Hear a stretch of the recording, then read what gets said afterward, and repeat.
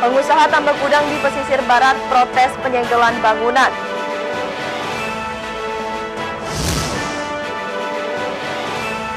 Kapolda ancam pecat polisi terlibat perampokan.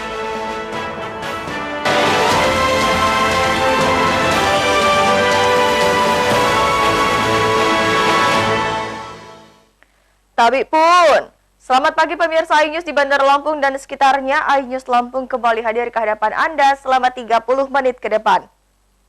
Pengusaha tambak udang di pesisir barat protes penyegelan bangunan. Mereka menduga Pemkab sengaja menyegel investasi.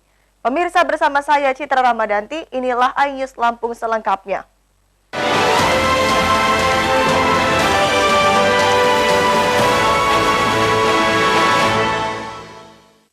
Pengusaha tambak udang Faname di Kecamatan Lemong, pesisir barat Lampung, menolak penyegelan bangunan tambak yang dilakukan oleh Pemkab setempat.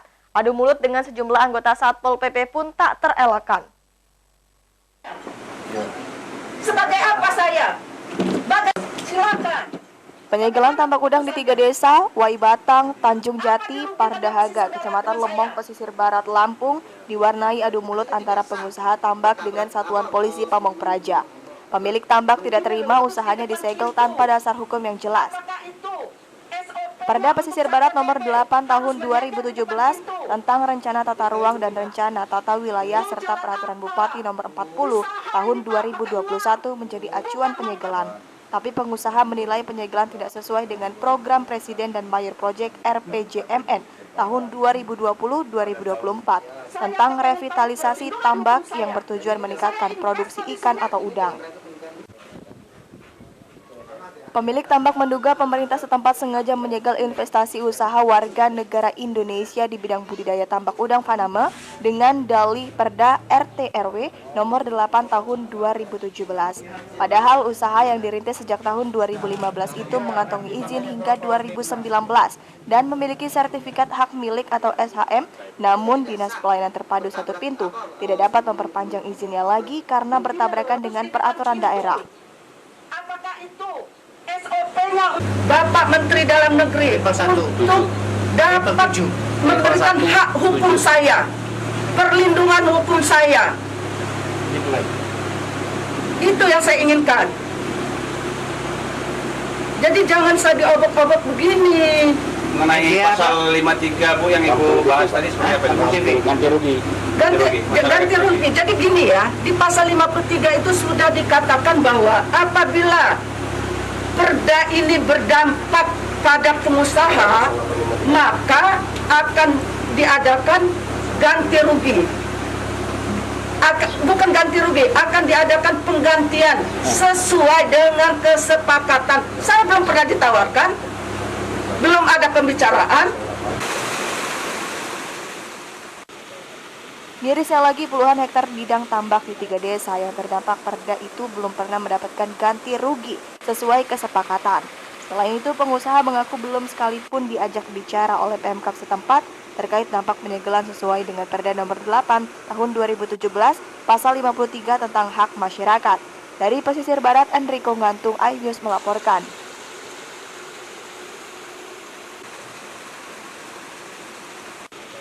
Menanggapi penolakan dari para pemilik tambak udang, PLT Kasatpol PP Pesisir Barat Cahyadi Muid mengatakan penyegelan berdasarkan Perda nomor 8 tahun 2017.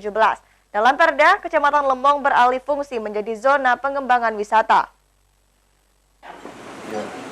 Sebagai apa saya? Silakan. PLT Kasatpol PP Pesisir Barat Cahyadi Muid mengatakan penyegelan ini merupakan implementasi dari Perda nomor 8 tahun 2017 dan sudah keluar regulasinya menjadi Peraturan Bupati nomor 40 tahun 2021. Dalam Perda dari 6 kecamatan di kabupaten tersebut, 4 diantaranya alih fungsi menjadi zona pengembangan wisata, termasuk Kecamatan Lemong. Kasatpol PP menambahkan, pemerintah daerah sudah memberikan toleransi kepada pengusaha tambak sejak 2 tahun lalu untuk menghentikan aktivitas pertambakan. Dasarnya ya kita punya Perda nomor 8 tahun 2017 tentang RT RW serta regulasi ini sudah keluar Perbup nomor 40 tahun 2021. Bang, jadi maksudnya kalau sudah ada penyegelan ini, seluruh aktivitas ini harus dihentikan atau bagaimana? Iya, seharusnya kan dihentikan. Kalau pihak pertama masih melakukan aktivitas, ya nanti akan ada upaya lanjutan. Upaya lanjutan itu apanya apa? Ya mungkin pemanggilan lagi dulu nanti. Ya, ini. Apa penutupan secara paksa atau tidak? Ya kita nanti akan diinikan sesuai dengan Perbup itu, Perbup 40 2001. Pemilik usaha tambak mengatakan akan mengajukan judicial review ke Mahkamah Agung terkait peraturan daerah nomor 8 tahun 2017 yang berlaku surut. Judicial review dilakukan untuk menguji peraturan perundang-undangan yang lebih rendah terhadap peraturan perundang-undangan yang lebih tinggi yang dilakukan oleh lembaga peradilan. Dari pesisir barat, Enrico Ngantung, iNews melaporkan.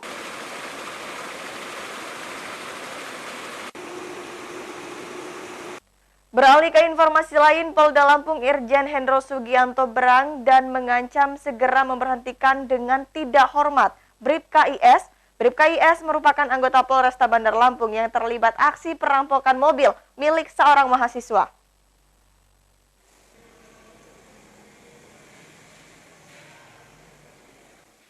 Hal tersebut diungkapkan Kapolda Lampung saat menggelar jumpa pers usai meninjau pelaksanaan vaksinasi alumni Akabri Angkatan 99 di Universitas Malahayati.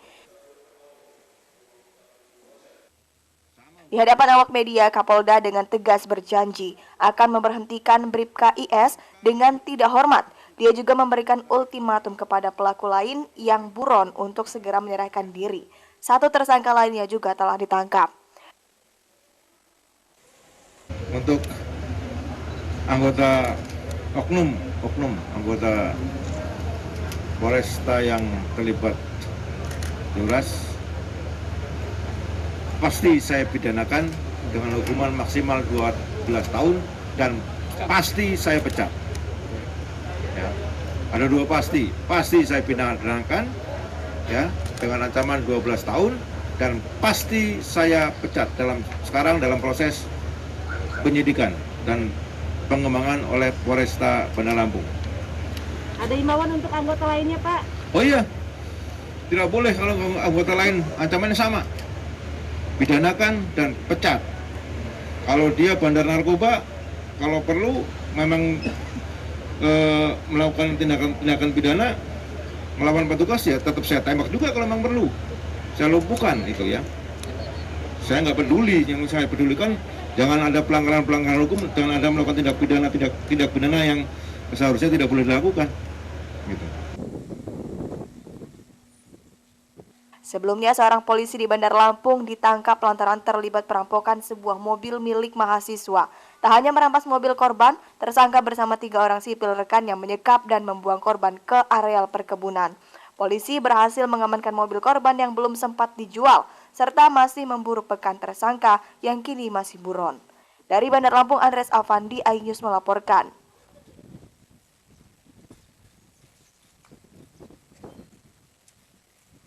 Seorang anggota kepolisian di Bandar Lampung ditangkap lantaran terlibat aksi perampokan sebuah mobil milik mahasiswa.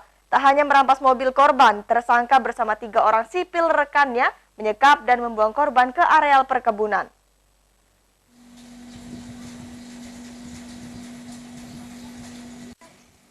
Mobil jenis Toyota berwarna putih tanpa plat nomor kendaraan ini merupakan barang bukti yang diamankan petugas Satreskrim Polresta Bandar Lampung. Mobil sempat dibawa kabur oleh kawanan perampok yang sebelumnya menganiaya dan menyekap 2 mahasiswa saat sedang berada di kawasan Saburai, Kecamatan Enggal, Bandar Lampung. Ironisnya, perampokan didalangi oleh seorang polisi di Satuan Samapta Polresta Bandar Lampung berinisial Bribka IS. Tersangka Bribka IS kini sudah diamankan dan menjalani pemeriksaan di Satuan Propram Polresta Bandar Lampung. Perampokan terjadi saat korban Guritno Triwidianto dan rekannya Faisal Adrianto bersantap di kawasan Saburai Enggal, Bandar Lampung. Kedua mahasiswa tersebut dihampiri pelaku yang berjumlah 4 orang. dengan mengendarai 2 sepeda motor, kemudian meminta korban untuk masuk ke dalam mobil miliknya dengan di bawah ancaman senjata api. Pelaku kemudian mengikat tangan dan mulut korban serta membuangnya ke kawasan perkebunan sawit di wilayah Bekri, Lampung Tengah. Pelaku kemudian membawa kabur mobil bernomor polisi BE1062XX dan 3 buah ponsel genggam milik korban. Korban menghubungi keluarganya dan langsung membuat laporan di Mapolresta Bandar Lampung. Kapolresta Bandar Lampung, Kombes Ino Haryanto membenarkan telah menangkap salah seorang pelaku serta kendaraan milik korban yang dibawa kabur oleh para pelaku. Yang masih kita dalami, masih kita lidik sejauh mana keterlibatannya. Ya. Tapi memang sudah Saya belum monitor. Tapi memang sudah kita lakukan penahanan Pak terhadap terduga ini Pak yang melakukan. Kalau memang bukti-bukti sudah terpenuhi ya kita. Itu anggota Polresta Bandar Lampung Pak Kapolres. Ya? Anggota kita Pak ya, emang benar. Ya, nanti kami kabari. Udah saya Itu buka ada dulu. Ya, polisinya gitu Pak. Iya, sipil apa Kapolres? Ini masih kita kembangkan. Ya, masih kita kembangkan. Nanti kalau kita sampaikan takutnya nanti pada kabur. Polisi masih memburu 3 tersangka. Jika terbukti bersalah, Bribka IS terancam diberhentikan dan dipenjara selama 9 tahun. Dari Bandar Lampung, Andres Avandi, iNews melaporkan.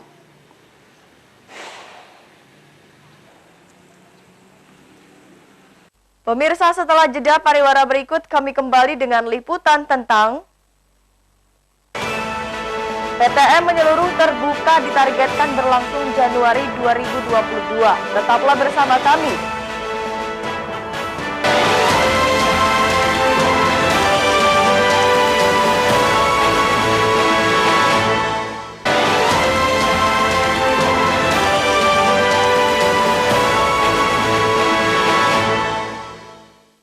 Pemirsa, terima kasih Anda masih bersama kami. Meski telah menyandang zona kuning dan PPKM level 2, Pemkot Bandar Lampung belum melaksanakan pembelajaran tatap muka atau PTM secara penuh. Wali Kota Bandar Lampung Eva Diana mengungkapkan kebijakan ini untuk mencegah penyebaran COVID-19 di Kota Tapis Berseri.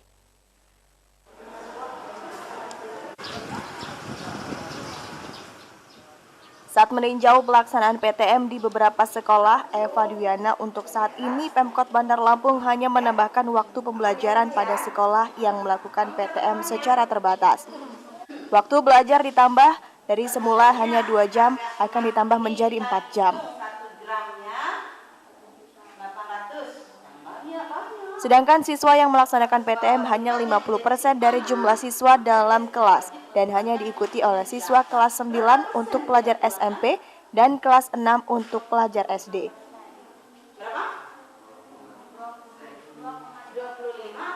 Ditargetkan pada bulan Januari tahun depan, Pemkot akan mencoba melakukan tatap muka secara menyeluruh untuk pelajar SD, SMP, dan PAUD, sembari menunggu Bandar Lampung masuk zona hijau dan PPKM level 1. Mudah-mudahan harapan kita Desember kita aman, Januari kita bisa tatap muka, tapi tetap ada protokol kesehatan semuanya. Kita sudah sukses. Kelas 9 aja? 9, kelas 9. Nanti insya Allah Januari mungkin kita sudah akan coba tatap muka dari kelas 7, kelas 8, kelas 9. Nanti dari kelas SD-nya 6 sampai kelas 1 kita akan coba. Baru kita juga mengguyur ke TK, PAUD. Tapi kalau TK PAUD ada yang swasta yang sudah ini, tapi tetap kita pantau. Karena kalau secara daring itu anak-anak ini mengerti dan tidak mengerti itu tidak bisa kita kenali gitu. Karena kalau misalkan mereka mengerjakan soal, ya belum tentu itu dari hasil mereka sendiri. Tapi kalau sudah tatap muka ini, kita bisa face to face dengan anak-anak itu sesuatu yang bahagia banget gitu. Oke, harapannya Bu, gimana Bu ke depannya Bu? Ya harapannya ke depan COVID segera berlalu, anak-anak bisa masuk kembali tanpa dibagi kelompok-kelompok, bisa masuk seperti biasa, seperti sebelum COVID. Selain itu, Pemkot juga sedang gencar-gencarnya mengebut vaksinasi kepada warga Bandar Lampung. Semua pelayanan kesehatan dikerahkan untuk mempercepat vaksinasi warga. Pemkot juga menargetkan pada Desember mendatang, semua warga berusia 12 tahun ke atas telah divaksinasi. Dari Bandar Lampung, Ruslana S, iNews melaporkan.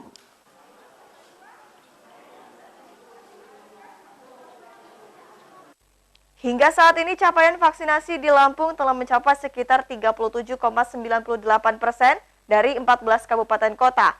Kota Metro menjadi satu-satunya daerah dengan capaian vaksinasi tahap 1 tertinggi.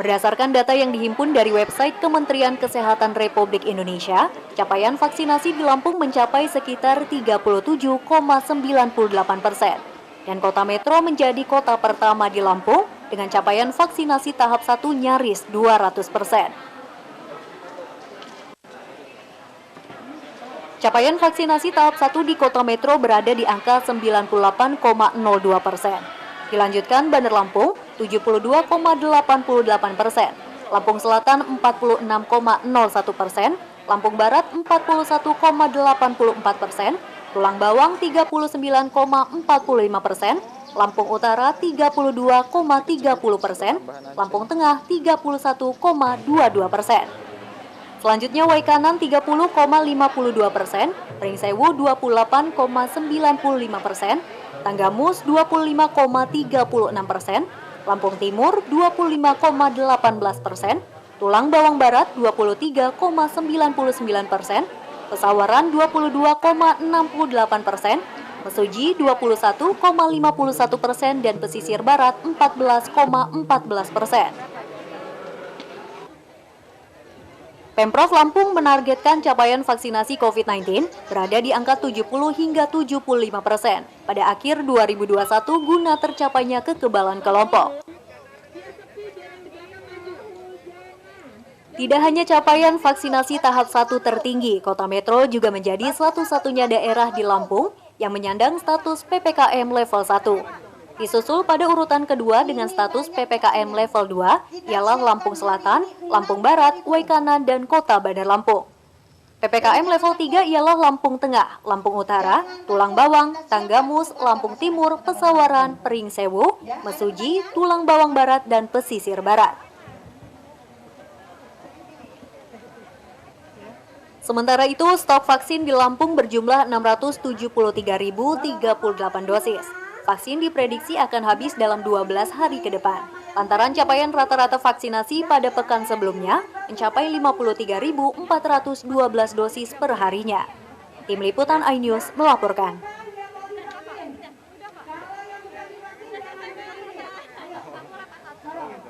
Beralih ke informasi lain, Kepala Desa Gunung Besar, Kecamatan Abung Tengah, Lampung Utara, PR, ditahan polisi karena dugaan korupsi dana desa.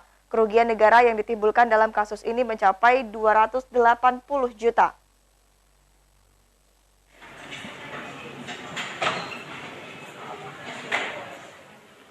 PR, Kepala Desa Gunung Besar, Kecamatan Abung Tengah, Lampung Utara, ditahan polisi atas dugaan korupsi dana desa tahun anggaran 2018. Pria 41 tahun ini ditahan setelah menjalani pemeriksaan sebagai tersangka. Kepala desa ini diduga menyalahgunakan wewenangnya dan menguntungkan diri sendiri dalam pengelolaan dana desa di tahun 2018. Tersangka diduga korupsi anggaran dalam pembelian lahan untuk pasar desa yang dia pimpin. Karena ulahnya ini, negara dirugikan mencapai 280 juta rupiah. Polres Lampung Utara mulai menyelidiki kasus ini berdasarkan adanya laporan masyarakat. Kita menahan Oknum Kades dengan inisial PR dengan dugaan tindak pidana korupsi. Berapa besar Pak kerugian? Untuk sementara berdasarkan hasil penghitungan yang sudah dilakukan audit, dugaan kita berkisar di angka 280 juta rupiah. Itu yang dikorupsi apa ya Pak? Untuk korupsi, gambaran secara singkatnya bahwa oknum salah satu kepala desa ini melakukan penyimpangan dalam pembelian lahan atau pasar desa di Desa Gunung Besar.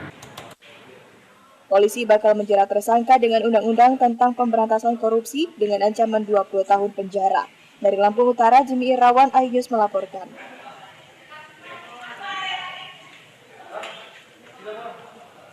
Pemirsa, setelah pesan-pesan berikut ini, kami kembali dengan liputan tentang jalan penghubung antar peron di Lampung Barat rusak parah. Saat lagi hanya di iNews Lampung.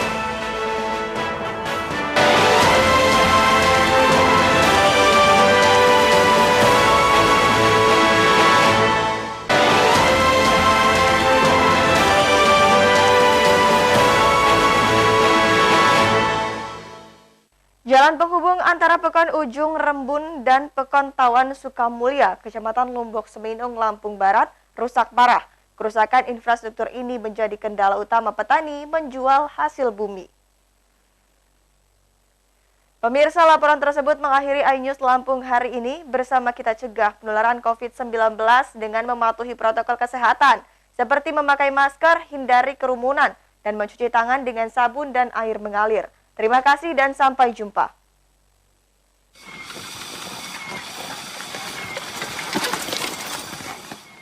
Sebagai wilayah yang juga merupakan sentra pertanian dan perkebunan, mobilitas pada akses jalan ini cukup ramai setiap harinya. Mayoritas petani yang mengeluarkan hasil panen mengaku kesulitan menaklukkan jalan rusak disertai tanjakan dan penurunan turap. Kesulitan akses jalan diperparah bila musim penghujan datang. Hal ini mengakibatkan distribusi hasil panen tertunda. Petani baru bisa menjual hasil bumi seperti kayu manis, cabai, lada, dan biji kopi jika cuaca terang. Kerusakan jalan pun berpengaruh pada ongkos input hasil panen. Akibatnya banyak petani setempat menjual hasil bumi ke Oku Selatan, Sumatera Selatan. Distribusi dengan perjalanan air dihitung lebih murah dibandingkan menjual ke pengepul di Lampung Barat. Masih sangat berkendala. Kendalanya apa gitu? Ya, yang jelas jalan atau transportasi, Pak. Karena kami hanya mampu pakai ojek motor. Jadi terbatas juga. Kalau cuaca lagi hujan, ya mereka jarak tempuhnya terbatas, Pak. Paling sehari itu 2 kali paling. Tapi kalau cuaca panas, ya mungkin bisa lebih. Kosnya juga jadi mahal mungkin, Pak? Iya, jadi ongkosnya itu berlipat-lipat akhirnya. Kalau biasa 1.000, ya bisa mencapai 1.500, 2.000, Pak. Karena susahnya transportasi tadi jalan. Sejak awal berdiri, jalan di Pekan setempat belum pernah mendapatkan perbaikan. Warga mengatakan sudah banyak korban yang mengalami kecelakaan saat mengangkut hasil panen. Sejumlah masyarakat yang berprofesi sebagai ojek pengangkut hasil panen mengakui cukup kesulitan melintasi jalur ini. Dengan jarak sejauh lebih kurang 4 km, para ojek membutuhkan waktu hingga 1 jam perjalanan. Bawa kopi. Bawa kopi dari mana? Dari antar lebar atas. Berapa banyak muatannya nih Pak kopinya? Paling sekitar sekintal 30 lah. 1 kintal lebih Pak ya? Iya. Dari atas sampai bawah itu berapa lama Pak? Terus kondisi jalannya gimana sih Pak? Kalau dari atas kira-kira sekitar 1 jaman lah. Ke bawah? Iya. Jaraknya berapa kilo emang?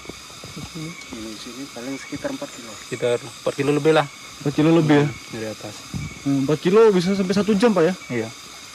Kalau jalannya kering, kalau lagi musim hujan ya nggak tembus 1 jam. Masyarakat berharap pemerintah memperbaiki jalan secepatnya. Selain hasil panen, kerusakan jalan juga berdampak pada sistem pendidikan setempat. Guru kesulitan untuk menuju sekolah. Dari Lampung Barat, Enrico Ngantung, iNews melaporkan.